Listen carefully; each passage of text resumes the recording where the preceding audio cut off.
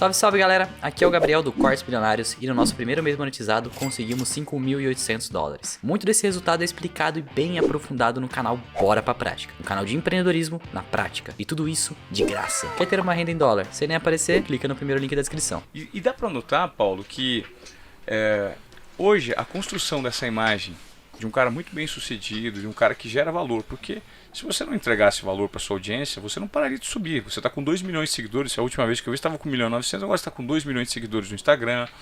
Você faz lives que você coloca pessoas todos os dias ouvindo você fazer um aeróbico na bicicleta, trocando ideia, e as pessoas te aplaudem assim e te seguem de uma forma cega. Eu queria saber qual que é o impacto que você percebe que você gera nessa sua audiência, que nem todos conseguem ser seus pacientes, mas muitos são seus seguidores.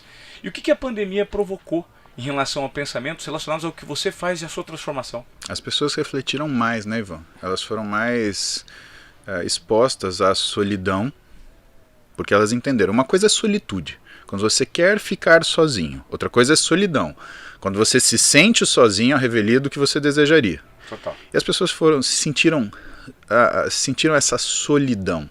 Uma solidão não só física, mas uma solidão de ideias, uma solidão de metas, uma solidão de propósitos. Ela tinha uma ideia que devia ser o comportamento das pessoas, as pessoas tinham um comportamento completamente diferente. Outras pessoas tinham um comportamento, mas tinham um discurso. Outras tinham o discurso, mas não tinham o comportamento.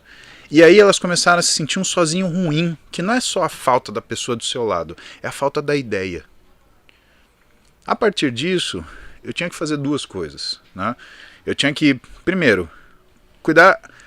A gente fala que medicina, né, é a arte que vem de uma ferida que nunca se cura no médico. Né? Por que a gente faz medicina? Para resolver um problema nosso, porque a gente tem um problema muito grande para resolver. Eu acho isso completamente verdade. Eu tenho um caso de doença séria na família, uma pessoa muito querida, e que tenho certeza que me jogou dentro da faculdade. Tanto que foi a primeira coisa que eu resolvi quando entrei na faculdade. Primeira, né? Antes de mais nada. E diante dessa situação, e tomando isso como uma realidade a ser cuidada, o que eu tinha que cuidar? Eu tinha de cuidar daquilo que eu gostaria de ter. O que eu te falei que eu gostaria de ter? Mais do que apoio, suporte. Então o que está acontecendo com esses alunos? Eu me perguntei no meio da pandemia. Eles estão sozinhos? Eles estão em casa? Será que eles são como eu, que eles acordam de manhã e falam: puta, que tesão, eu sou médico. Olha só o que eu conquistei. A responsabilidade que eu tenho e a relevância que eu tenho. E aí eu comecei a perceber que não.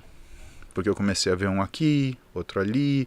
Ah, porque eu quero ser chamado de doutor. Ah, porque é o jaleco. Ah, porque é o tamanho do brasão do jaleco. Não, porque é o hospital que eu faço o meu estágio. Falei, opa, isso daí está indo para um lugar errado. E aí eu criei o Interligas, que era um programa de aula para alunos. Então, em 2020, né? Durante, acho que foram 18 sábados, eu dava aula 3 horas para uma turma de 16 mil alunos de medicina.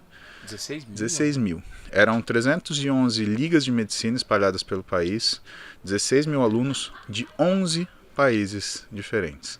E tudo isso começou de uma conversa com um aluno, com um paciente que se tornou meu aluno, que hoje eu não sei mais se ele é paciente, se é aluno, se é uma pessoa da minha família, se é meu companheiro, que é o Ulisses, que hoje ele se forma. Ainda à noite eu vou sair da cirurgia, eu tô indo pro jantar de formatura dele. Né, mas foi um cara que virou para mim e falou assim: doutor, porque ele tem esse hábito, né? Eu, por mais que eu fale para todo mundo me chamar pelo primeiro nome, ele me chama de doutor. Falou: doutor, vamos fazer. Nós precisamos e queremos. E aí a gente saiu de uma liga que queria que eu fizesse uma aula para eles, para esse número absurdo. De 16 né? mil alunos, cara. Exatamente. Todos médicos. Todos médicos. Todos médicos.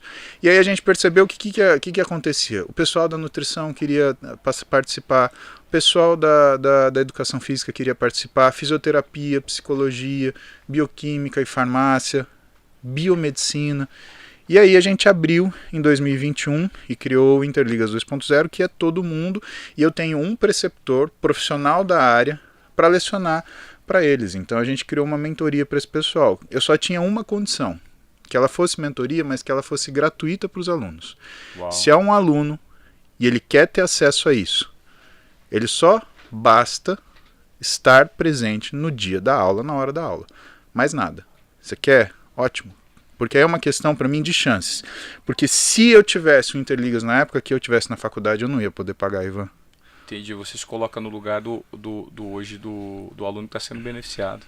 Então, independente... É muito nobre esse comportamento, é muito legal isso, porque você poderia, hoje, com a autoridade que você tem, a penetração e o nível de reconhecimento, você poderia cobrar um ticket relativamente alto por esse produto gerado. E ganhar ainda muito mais dinheiro com isso, mas zero, você cobra zero. Se meu avô tivesse aqui, ele ia repetir pra gente uma coisa que ele falou pro meu pai. Ele falou pro meu pai: filho, tem coisa que a gente ganha dinheiro e tem coisa que a gente devolve para quem dá dinheiro pra gente. Eu tenho a vida que eu tenho porque eu estou inserido numa sociedade. Então isso é uma forma de eu devolver, tá? Mas claro, existem condições, né? Então, se esse aluno ele quer assistir essa aula, ele está matriculado regularmente num curso e ele ele vai se programar para estar presente nessa aula, ele vai ter esse acesso de graça. O que começou a acontecer é que profissionais formados começaram a querer participar, porque não tiveram isso na graduação. Então imagina aquela graduação modular que é do cara que faz, por exemplo, sei lá, o high school nos Estados Unidos, né? A formação para medicina, os primeiros 2, 3 anos, ele é igual para todo mundo, né? Medicina, enfermagem, fisioterapia, biologia molecular, whatever, é tudo igual para todo mundo. Tá. O que vai direcionar depois são outras coisas. E o pessoal se empolgou. Aí, para esse pessoal, eu desenvolvi um programa de mentoria. Porque assim, já que a gente está falando de custo, e eu não quero soar indelicado, né? Sim. A Roberta me permitiu fazer isso. O custo do Interligas para mim hoje é 80 mil reais. A Roberta falou: se é do teu coração, faz isso. Faz isso custo porque para você. Lógico, eu Ele tem tenho custo. custo de servidor, de equipe para manter tudo funcionando bonitinho, né? Os cadastros, o aviso das aulas. Então, o maior o custo é de ter o servidor, né, alugado para a gente conseguir ter todo esse volume de aulas gravados à disposição e, claro, para você fazer os contatos com as pessoas, né? Mas ela me deu, 80 mil por mês para você brincar. Ótimo, vou fazer isso. Podemos. Vamos ficar pobre com isso? Não vamos. Então, vou para frente. Isso é o custo sociedade. Tá aqui. Devolvo para vocês em forma de conhecimento. E aí o que começou a acontecer? O pessoal formado acaba contribuindo para quê? Para pagar o custo do novo. Legal. O que eu acho que tem até uma justiça poética, assim. Claro. Porque ele tem acesso à mesma coisa e ele é a única coisa que ele está fazendo. Ele está ajudando o cara que está começando, né, a poder ter acesso a isso daí. Muito bom isso, cara. Que projeto interessante.